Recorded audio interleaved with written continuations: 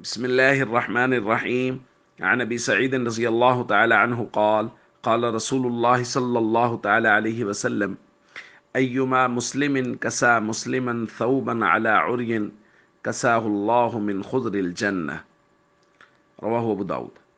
نبی کریم صلی اللہ علیہ وسلم نے ارشاد فرمایا،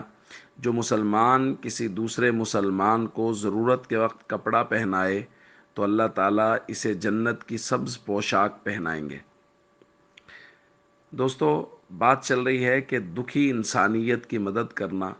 پریشان حال لوگوں کی پریشانی کو دور کرنے کے لیے کوشش کرنا اور ان کی ضرورت کے مطابق ان کو اشیاء فراہم کرنا، یہ بہت بڑی نیکی ہے، اور اللہ کے نبی صلی اللہ علیہ وسلم نے اس پہ بہت سارے وعدے فرمائے۔ آج کی روایت میں ہم نے جو الفاظ پڑھے کہ نبی کریم صلی اللہ علیہ وسلم نے فرمایا، اگر کسی مسلمان کو کپڑے کی ضرورت ہے اور دوسرا مسلمان اس کو کپڑا دے دیتا ہے، کپڑا پہنا دیتا ہے، تو اللہ تعالیٰ جنت کے سبز لباس اس کو پہنائیں گے۔ دوستو، جو اس وقت ملک کی صورتحال ہے اور جو سیلاب زدہ علاقے ہیں، ان کے اندر کیفیت اور حالت یہ ہے کہ لوگ بمشکل اپنی جانیں بچا کے نکلے ہیں۔ گھر کا ساز و سامان سارا عام لوگوں کا بہہ گیا سیلاب میں، تو اب ان کے پاس وہی کپڑے ہیں جو انہوں نے پہنے ہوئے ہیں۔ ان کو کپڑوں کی ضرورت ہے، ان کو راشن کی ضرورت ہے، اور ان کو اشیاء خورد و نوش کی ضرورت ہے۔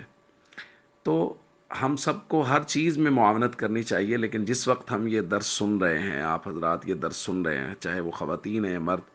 فوراً درس سننے کے بعد اٹھیے اور اپنی الماری کھولیے اور دیکھیے اس کے اندر کوئی استعمال شدہ مناسب سوٹ، مناسب کپڑے جو استعمال شدہ ہوں، سلے ہوئے ہوں، دھلے ہوئے ہوں، ان کو شاپر میں پیک کیجئے اور کسی ایسی جگہ پہنچا دیجئے، ایسے لوگوں تک پہنچا دیجئے جو آپ کے یہ کپڑے ضرورت مند لوگوں تک پہنچا دیں، کہ وہ لوگ کم از کم یہ ہے کہ کپڑے بدل سکیں، جو اپنے گھر سے اپنے بچوں کو بمشکل بچا کے لائے، ان کے پاس پہننے کے لیے کپڑے نہیں ہیں، ان کے پاس کھانے کے لیے خوراک نہیں ہے۔ ہر چیز کا انتظام کرنے کی کوشش کرنی چاہیے،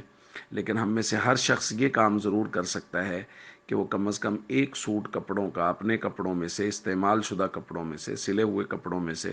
وہ اپنے ضرورت مند بھائیوں کے لیے ضرور بھیجے۔ السلام علیکم ورحمۃ اللہ وبرکاتہ۔